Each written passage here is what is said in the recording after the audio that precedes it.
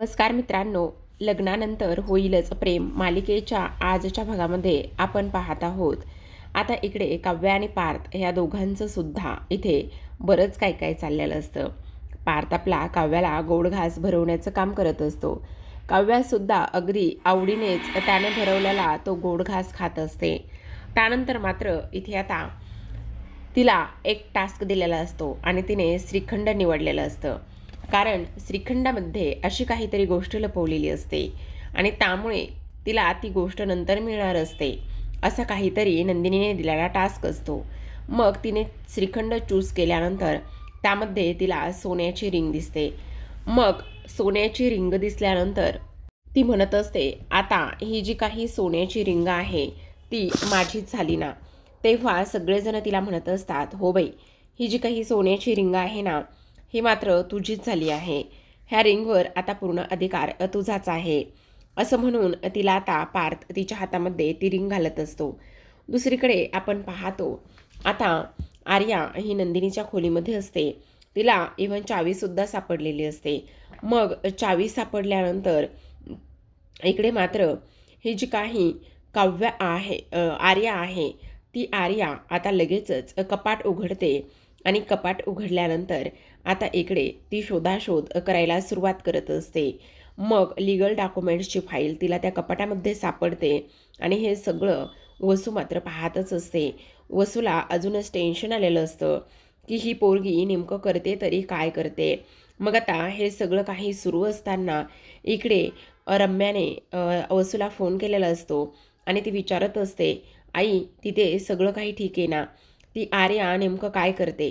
तेव्हा वसू म्हणत असते, रम्या तुला एक गोष्ट सांगू का, ही आर्या काय करते. अगं ही आर्या ना कसली तरी फाईल शोधते आणि त्याचबरोबर त्या फाईलमधले जे काही पेपर्स आहेत ना, ते पेपर ना बहुतेक ही गायब करणार आहे, असंच काहीतरी दिसते, असं आता इकडे ही वसू तिला सांगत असते. मग तेव्हा इथे आर्या हे जे काही करते ना, त्या सगळ्याचा पुरावा म्हणून ना एक फोटो काढून घे आणि एकदा का त्या सर्वांचा पुरावा म्हणून फोटो काढलास ना, तर मग सगळं व्यवस्थित होईल, असं रम्या वसूला सांगत असते. फोटो आणि व्हिडिओ दोन्ही शूट कर असं सांगत असते आणि तेव्हा मात्र लगेचच आता ही फोटो आणि ताससोबत इथे व्हिडिओ ती शूट करायला लागलेली असते. दुसरीकडे पार्थ आणि ताससोबत इथे आता हे पार्थ आणि काव्या ह्या दोघांचा सुद्धा फोटोशूटचा कार्यक्रम सुरू झालेला असतो. तर इकडे आता आर्या ती फाईल पाहते, त्या फाईलमधले पेपर्स पाहते आणि ते पेपर्स आणि ते सर्व काही पाहिल्यानंतर आता मात्र इकडे ती लगेचच म्हणत असते, आता नंदिनी तुला एक गोष्ट सांगू का, तू असं म्हणत होतीस की काही जरी झालं तरीसुद्धा बाळाची आई फक्त नंदिनी आहे, बाळाची आई नंदिनी काय. आता जर तुझ्याकडे हे लीगल डॉक्युमेंट्सचे पेपरच नसतील तर मग बाळाची आई नंदिनी कशी काय असणार आहे, असा आर्या विचार करत असते आणि त्यानंतर ते पेपर पाहते. दुसरीकडे आता ज्याच्या पद्धतीने फोटोशूट करायचे असतात त्या त्या पोजमध्ये इथे आता पार्थ हा काव्याबरोबर पोज देत असतो आणि उभा राहत असतो. त्यानंतर लगेचच आता पार्थ हा काव्याच्या बाजूला बसतो आणि तेव्हा काव्याच्या बाजूला बसल्यानंतर सगळेजण पार्थला म्हणू लागतात, अहो पार्थ काय आहे. तेव्हा मात्र तो म्हणत असतो, खरं तर मी इथे बसलोय कारण मी बाळाचा बाबा आहे ना, बेबोचा होणारा बाबा आहे, मग मला इथे बसणं हे गरजेचं आहे ना, असं म्हणून आता तो माझा हक्कसुद्धा आहे, असं सुद्धा आता इकडे तो बोलतो आणि त्यानंतर तिथेच बसलेला असतो. आता हे सगळं काही बसल्यानंतर इथे मालिनी म्हणत असते, खरंच ना बाबा, तुला तर ना इथे काहीही आणि कोणीही काहीच बोलू शकत नाही, असं सुद्धा आता इकडे तो बोलत असतो. त्यानंतर मात्र इथे काव्या ही पार्थकडे पाहतेच. मग आता इकडे जी काही मानिनी आहे ती म्हणत असते, अरे आता आपल्याला तो खेळ खेळायचा आहे. मग विक्रम म्हणत असतात, तो कोंबडा आणि कोंबडीचा का. तेव्हा मात्र मानिनी म्हणत असते, अहो काय हे, तुम्ही वेडे आहात का, असं कोण बोलतं बरं. अहो कोंबडा कोंबडी वगैरे काय, कोंबडा कोंबडी नाही म्हणत आहे त्याला. अरे तेव्हा लगेच आता इकडे जीवा म्हणत असतो, तुमच्या समोर ना 2 डिश ठेवल्यात, जिलेबी आणि त्याचबरोबर लाडू. जर लाडू निघाला तर पार्थ म्हणत असतो, बेबो बेबो, वा वा वा वा, आणि जिलेबी निघली तर आपल्या घरी लक्ष्मी येईल, असं म्हणत असतात आणि तुम्हाला आता तो टास्क पूर्ण करायचा आहे असं म्हणून आता दोघांनाही तिथे असलेल्या केळीच्या पानाखाली 2 डिश असतात आणि एक केळीचं पान काढायचं असतं. मग आता काव्य म्हणत असते, देशमुख तुम्ही मला मदत कराल ना? तेव्हा मात्र इकडे तो म्हणत असतो, हो करणार ना, का नाही करणार आहे. मग काव्या 10, 20, 30चा खेळ खेळायला सुरुवात करते. जीवा म्हणत असतो, अरे यार बघितलं का, ही तर 10, 20 खेळायला लागलेले आहे, काय बोलायचं आता. तेव्हा काव्या म्हणत असते, हो कारण मी ना, मला आता कन्फ्युजन आहे, काय करावं ना कळत नाही, देशमुख प्लीज मदत करा ना. तेव्हा पार्थ म्हणत असतो, तुम्ही नका काळजी करू. त्यावर जीवा म्हणत असतो, काव्या अजिबात काळजी करू नकोस, तुला जे हवंय ना तेच होणार आहे. मग शेवटी काव्या एक पान उचलते आणि एक पान उचलल्याबरोबर ना त्याच्यामध्ये लाडू असतो. मग लाडू असल्याबरोबर आता मात्र इकडे बेबो बेबो करून तो ओरडत असतो, कारण ह्यांना तर बेबोच हवा असतो आणि सगळ्यांना तेवढाच आनंद झाला असता. पण विक्रमचा मात्र थोडासा चेहरा पडतो, कारण त्यांना खरं तर घरामध्ये मुलगी आणि नात हवी असते आणि त्यामुळे ते पाहतच असतात. मानिनीला म्हणत असतात, अगं मानिनी नको एवढं वाईट वाटून घेऊस. तेव्हा मानिनी म्हणत असते, नाही नाही काही नाही, आता त्याचं काय आहे ना, इथे आपल्याला मुलगी नाही आहे, त्यामुळे मानिनीला असं वाटत होतं की आपल्याला एखादी गोड अशी नात हवी म्हणून. पण मानिनी नको काळजी करू, हे बघ यांच्याकडे बेबो असणार आहे, पण आपल्या जीवा आणि नंदिनीकडे मात्र इथे छकुलीच असणार आहे की नाही, बरोबर की नाही. मग आता इकडे तुमचं ते स्वप्न पूर्ण होणार आहे असं मुद्दामच आता विक्रम म्हणत असतात. तर आता प्रेक्षकांनो इकडे मात्र लगेचच पार्थने हा काव्याचं तोंड गोड केलेलं असतं, तिला तो लाडू भरवलेला असतो आणि फायनली आपल्या आयुष्यामध्ये सुद्धा एक गोड बेबो येणार आहे असं इकडे आता ते बोलू लागलेलं असतात. सोबतच आता इकडे नंदिनीने सुद्धा काव्याला लाडू भरवलेला असतो. मानिनी त्याचबरोबर शारदा हे सर्वजण आता इकडे लाडू भरवायला सुरुवात करू लागलेले असतात. एवढंच नाही प्रेक्षकांनो, तर आता सगळ्यांना फार आनंद होतो, सगळेजण टाळ्या वाजवत असतात, सगळेजण ह्यांचं कौतुक करत असतात. त्याचसोबत रम्याला मात्र इकडे आता वेगळ्याच गोष्टीची चाहूल लागलेली असते, कारण वरून आता वसू येऊ लागलेली असते आणि जेव्हा वरून वसू येते त्यावेळेला मात्र आता इकडे ती विचार करत असते की ह्या सगळ्या गोष्टी कशा होतील, काय होतील, ह्या सगळ्या गोष्टींचा आता आपण इकडे विचार केला पाहिजे असं सुद्धा आता इकडे ती बोलत असते. मग आता प्रेक्षकांनो इथे एवढंच नाही, तर सगळ्यात महत्त्वाचं म्हणजे आता आर्या कुठे आहे हा प्रश्न इथे आता नंदिनीला पडलेला असतो आणि हा प्रश्न इथे नंदिनीला पडल्यानंतर आता नंदिनी मात्र इथे काव्याच्या खोलीमध्ये जाते आणि तिथे आर्या आहे की नाही ते सुद्धा शोधण्याचं ती इथे काम करत असते. मग आर्याला शोधण्यासाठी ती काव्याच्या खोलीत जाते, पण तिथे मात्र आवाज देऊन सुद्धा इथे आर्या अजिबातच नसते. मग आवाज देऊन सुद्धा आर्या नसल्यामुळे आता मात्र नंदिनीला अजूनच संशय येतो की आर्या कुठे गेली असेल. तिला एका गोष्टीची पूर्ण खात्री पडते की बहुतेक आर्या जी आहे ना, ती ना इथे आमच्या खोलीमध्ये गेलेली असावी असा प्रश्न तिला पडलेला असतो. तर इथे मात्र आता वसू आणि रम्या ह्या दोघीजणी खुसूर करत असतात. हळूच वसू म्हणत असते, तुला सांगू का, आता ही जी काही नंदिनी आहे ना, ती नंदिनी मात्र तिला शोधायला गेली आहे आर्याला. आता आर्या नक्कीच नंदिनीच्या हाती गावणार. एकदा आर्या नंदिनीच्या हाती गावली ना, तर मग सगळं कसं आपल्या मनासारखंच होईल. तेव्हा रम्या म्हणू लागते, अगं आई तुला सांगू का, ती चिचुंद्री मांजर आहे, ती ती नसते बघ तिच्या हाती सापडत. काही जरी झालं ना तरी ती तिच्या हाती सापडणारच नाही असं स्पष्टपणे आता इकडे ती बोलत असते. मग आता हे सर्व काही बोलल्यानंतर नंदिनी आता इकडे वर तिच्या खोलीमध्ये निघालेली असते आणि तिच्या खोलीमध्ये निघाल्यानंतर आता तिच्या मनामध्ये खूप सारे विचार इथे सुरू असतात की खरंच आर्या आमच्या खोलीमध्ये असेल का, असेल तर नेमकं काय करत असेल असा सुद्धा विचार आता इकडे येत असतो.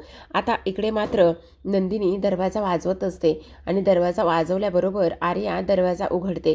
मग आता इथे आर्याने दरवाजा उघडल्याबरोबर लगेचच नंदिनी म्हणत असते, अगं आर्या तू इथे या खोलीमध्ये काय करतेस. तेव्हा आर्या म्हणत असते, काय करतेस म्हणजे, तुला मी सांगितलं होतं ना मला वॉशरूमला जायचं आहे म्हणून, आणि म्हणूनच मी वॉशरूमला आले आहे, बस एवढंच असं सुद्धा आता इकडे ती बोलत असते. हो का? अगं पण मी सुद्धा तुला सांगितलं होतं ना काव्याच्या खोलीमध्ये जा म्हणून. एवढा जिना चढत येण्याची काय गरज होती? काय एवढा जिना चढत आलेली आहेस तू? काय गरज होती? तेव्हा मात्र ती म्हणत असते, अगं मी काव्याच्या खोलीमध्ये गेले होते, पण तिथला ना फ्लश खराब होता आणि तिथला फ्लश खराब असल्यानंतर ना मग मी काय करणार होते सांग ना, बोल ना. अशा पद्धतीने इकडे मी आलेली आहे. बस एवढंच, याच्या पलीकडे काही नाही असं सुद्धा आता इथे ती बोलते. माता हे सर्व काही बोलल्यानंतर आर्याला इकडे खाली आवाज द्यायला पाठवत असते, म्हणजे तिला पेढा भरवायचा असतो म्हणून पाठवते. त्यानंतर मात्र लगेचच आता नंदिनी इथे तिची खोली पूर्ण चेक करते, कपाट उघडून पाहते पण कपाट बंद असतं आणि त्यानंतर लगेचच आता कपाटाची चावी घेते, कपाट उघडते आणि त्यानंतर तिथे असलेले ते डॉक्युमेंट्स पाहायला सुरुवात करत असते. आणि डॉक्युमेंट्स पाहायला सुरुवात केल्यानंतर लगेचच आता एका गोष्टीचा ती इकडे विचार करत असते की हे सगळं काय आहे, ह्या सर्व गोष्टी कशा पद्धतीने सुरू आहेत असा सुद्धा आता इकडे ती विचार करत असते. आणि त्यानंतर ती लिगल डॉक्युमेंटची फाईल काढते आणि फाईल पाहिल्यानंतर लगेचच उराशी बाळगत असते. तेव्हा मनामध्ये विचार येतो, नाही एकदा काय करायचं कळतच नाही आहे. खरं पाहायला गेलं तर एकदा मी हे पेपर चेक करून पाहू का? जर हे पेपर एकदा मी चेक करून पाहिले तर मग इथे कसं व्यवस्थित होणार आहे असा सुद्धा इकडे आता ती विचार करत असते. मग आता त्यानंतर ते पेपर ती फाईल ओपन करण्याचा प्रयत्न करत असते आणि ती फाईल ओपन करण्याचा प्रयत्न केल्यानंतर पाठीमागून तिला आवाज येतो आणि तो आवाज असतो इथे मानिनीचा. मानिनी म्हणत असते, अगं काय करतेस नंदिनी, ये लवकर चल. असं म्हटल्याबरोबर लगेचच आता नंदिनी ती फाईल आहे त्याच ठिकाणी ठेवते आणि ती फाईल आहे त्याच ठिकाणी ठेवल्यानंतर लगेचच तिथून निघून जाण्याचा प्रयत्न करत असते. पण जाता जाता मनामध्ये आलेलं असतं की ही फाईल पाहण्याची इकडे माझ्या मनामध्ये का बरं ओढ झाली असेल, मी ही फाईल पाहण्यासाठी का बरं हे सगळं काही केलं असेल, नेमका हा कसला संकेत तर नाही ना, असा सुद्धा आता इकडे ती विचार करू लागलेली असते. तर आता प्रेक्षकांनो इकडे आर्या खाली आलेली असते. आर्या जेव्हा खाली येते तेव्हा मात्र इथे वसू म्हणत असते, बघितलं कशी चिवट आहे, कशा पद्धतीने आली आहे, ही गोष्ट तुला समजते का, येते का ध्यानामध्ये? कारण ही अशा पद्धतीने आली ना, त्यामुळे मला हिच्यावर अजूनच डाऊट येतोय, अजूनच संशय येतोय बघ. त्यावेळेला ती म्हणत असते, नको काळजी करूस, सगळं काही ठीक होईल. आणि त्याहूनही सगळ्यात महत्त्वाची गोष्ट म्हणजे की आता आर्या विचार करत असते की बरं झालं मी ते पेपर जे आहेत ना ते सगळे पेपर इथे काढून घेतले. जर मी ते पेपर काढून घेतले नसते आणि फक्त फाईलच आणली असती तर ती फाईल ठेवणं अशक्य झालं असतं आणि त्यानंतर ते पेपर त्या फाईलमधलं ते सगळं काही ते सर्वांना समजलं असतं. मी नशीब हे फक्त पेपर इथे काढून घेतले असं आर्या म्हणत असते. आणि जेव्हा लिगल डॉक्युमेंट्समधले त्या फाईलमधले जे काही ते पेपर काढून घेते आणि स्वतःच्या पोटाच्या जवळ खोचून ठेवत असते तेव्हा तो क्षणसुद्धा इथे तिला आठवलेला असतो. आणि तेव्हा लगेचच आता ती तिथून निघालेली सुद्धा असते. मग आता आर्या जेव्हा खाली येते त्यावेळेला ते पेपर्स काढते आणि स्वतःच्या पर्समध्ये ठेवून देते आणि स्वतःची पर्स लगेचच जवळ घेत असते, तिथे अजिबात कुठेही ठेवत नाही. मग इकडे मानिनी आर्याला आवाज देते आणि म्हणत असते, अगं आर्या ये लवकर, इथे तुला काव्याला गोडाचं भरवायचं नाही का? मग आर्या म्हणत असते, हो आई आले. असं म्हणून स्वतःची पर्स घेऊन तशीच काव्यासमोर जाऊन उभी राहते. आणि त्यानंतर मात्र लगेचच आता इकडे ती काव्याला आणि सोबतच पार्थला जिलेबी भरवत असते. आता तिला खरं तर मनामध्ये बोलत असते, खरं तर मला ही जिलेबी जी आहे ना ती जन्मेजयला भरवायची आहे, पण जर मी त्याला भरवली ना तर सर्वांना डाऊट येईल. त्यापेक्षा एक काम करते, मानिनी काकूंना भरवते, म्हणजे कोणाला संशयसुद्धा येणार नाही. असं म्हणून आता ती मानिनीकडे जिलेबी घेऊन जाते आणि मानिनीला जिलेबी भरवत असते. तेव्हा लगेचच आता विक्रम म्हणत असतात, अरे वा वा वा वा. मग ती विक्रमला सुद्धा जिलेबी भरवते. आता विक्रमला जिलेबी भरवल्यानंतर बाजूलाच जीवा उभा असतो. मग आता लगेचच संधीचा फायदा घेते आणि शारदाच्या नजरेसमोरच इथे आता ती जिलेबी जी आहे ना ती जिलेबी इथे जीवासमोर पकडते. पण आता इकडे जीवा म्हणत असतो, तुला कसं समजलं की मला जिलेबी खायची आहे म्हणून? तुला कसं कळलं की मला जिलेबी आवडते म्हणून आणि मला खायचीच होती जिलेबी? ह्या सगळ्या गोष्टी तुला कशा समजल्या? असं बोलल्याबरोबर आता मात्र लगेचच तो तिच्या हातून जिलेबी घेतो आणि म्हणत असतो, पण मला नाही खायची, मला ही जिलेबी जी आहे ना ती इथे नंदिनीला भरवायची असं म्हणून आता जलेबीचा तुकडा घेऊन तो नंदिनी समोर येऊन उभा राहतो.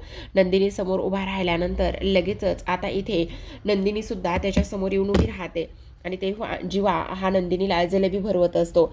आता नंदिनीला जलेबी भरवल्यानंतर इथे मात्र नंदिनी त्याच्या हातून जलेबी घेते आणि त्याला भरवण्याचा प्रयत्न करते. पण जीवा म्हणत असतो, नाही नंदिनी, ही जलेबी तुम्हाला नाही भरवायचे, माझ्यावरचं तूच गोड खाणार आहेस, तुम्हा दोघींसाठी असं म्हणून पुन्हा तो आता इकडे जलेबी नंदिनीलाच भरवत असतो. तेव्हा सगळेजण पाहतच असतात. आर्या तर इथे जळून खाक झालेली असते. नंदिनी म्हणत असते, काहीही काय हां. मग आता विक्रम म्हणत असतात, अरे काय चाललंय तुम्हा दोघांचं, जरा तरी वेळेचं भान ठेवा, आपण कुठे आहोत, काय करतोय, कार्यक्रम काय सुरू आहे, ह्या गोष्टी तुम्हाला इथे दिसत नाही आहेत का, काय चाललेलं आहे तुम्हा दोघांचं सुद्धा, असं सुद्धा आता इकडे विक्रम बोलू लागलेले असतात.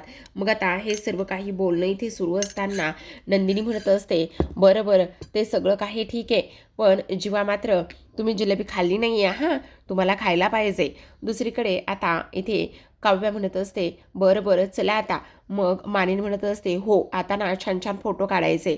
मग बऱ्याच गोष्टी इथे डेकोरेटिव्ह करून ठेवलेल्या असतात आणि त्यावर इकडे काव्या बसलेली असते आणि पार्थिच्या बाजूला उभं राहूनच हे सगळं काही फोटोशूट आता इकडे सुरू झालेलं असतं. हातामध्ये सूप असतं. त्यानंतर इथे चंद्रावर बसलेली काव्या ही पार्थच्या बाजूला असते आणि पार्थ मात्र तिच्या कपाळावर किस करत असतो आणि त्या पोझिशनमध्ये आता हे सगळं काही फोटोशूट इथे आता सुरू झालेलं असतं. इकडे ह्या दोघांचं एवढं सुंदर फोटोशूट असतं. तिकडे रम्या आणि वसू जळून खाक होत असतात. आर्याला वाईट वाटत असतं कारण जीवा हा कंटिन्यू नंदिनी सोबतच असतो. इकडे हळूच आता आर्या जी आहे ती थोडीशी दूर अंतरावर जाऊन उभी राहते आणि तेव्हा तिच्या जखमेवर मीठ चोळण्यासाठी किंवा तिची दुखरी नब दाबण्यासाठीच आता रम्या तिच्या जवळ जाण्याचा प्रयत्न करत असते. आता रम्या मुद्दामच तिच्या पाठी उभी राहते आणि म्हणत असते, कसं आहे ना, जेव्हा आपल्या आवडीची व्यक्ती ही आपल्या नजरेसमोर दुसऱ्यांची इतरांची होत असते ना, त्यावेळेला मात्र त्याहून इकडे वेगळं दुःख कोणतंच नाही. खरं तर इथे माझंसुद्धा अगदी तसंच आहे. मी पार्थवर भरभरून प्रेम केलं, पण पार्थ मात्र माझा अजिबातच झाला नाही. मग पार्थ माझा अजिबातच झाला नसल्यामुळे मला ना काय करावं हे मात्र अजिबातच समजत नाही. पार्थ माझा का झाला नसेल, मला पार्थ खूप आवडतो, पण तो मात्र माझा झाला नसल्यामुळे ह्या सगळ्या गोष्टी अशा झालेल्या आहेत, असं इकडे ती बोलत असते. काय गं, मला एक गोष्ट सांग, अगदी तुझं सुद्धा सेम तसंच आहे ना, तुला सुद्धा इकडे जीवा आवडतो ना, असं म्हटल्याबरोबर आर्या मात्र रागातच तिथून निघून गेलेली असते. मग आता आर्या निघून जाते आणि त्यानंतर मात्र इकडे रम्या लगेचच म्हणत असते, खरं तर मी अगदी बरोबर दुखरीनंच दाबलेली आहे. आर्याच्या मनामध्ये ज्या काही गोष्टी आहेत ना, त्या बरोबर मी इथे हेरल्या आहेत, असं सुद्धा आता इकडे ती बोलत असते. पण आर्या मात्र जाता जाता हिला खूपच मोठा आणि त्याचबरोबर इथे जबरदस्त असा लूक देऊन निघून गेलेली असते आणि जबरदस्त असा लूक देऊन निघून गेल्यानंतर इथे मात्र तिला आता काय बोलावं काय नाही ह्या सगळ्या गोष्टी अजिबातच समजत नसतात. कारण आता रम्या विचार करत असते, मला तर जे हवं होतं ते अगदी बरोबर झालंय, माझा जो निशाणा आहे ना तो अगदी योग्य दिशेला लागला आहे, असं सुद्धा आता इथे रम्या बोलत असते.